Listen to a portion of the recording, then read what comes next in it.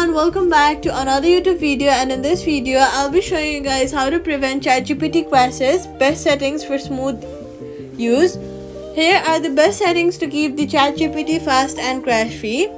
First of all, keep your app updated. Head over to your app store, search for ChatGPT and then update your app. Updating your app ensures you have all the latest files and bug fixes.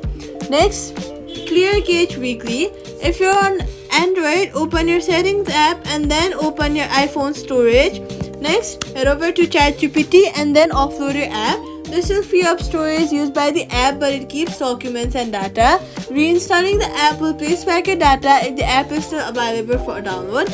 And for Android, enable background app data, and for iOS, go to General, click on background app refresh and make sure to toggle the background app refresh on for ChatGPT as well. And that's it.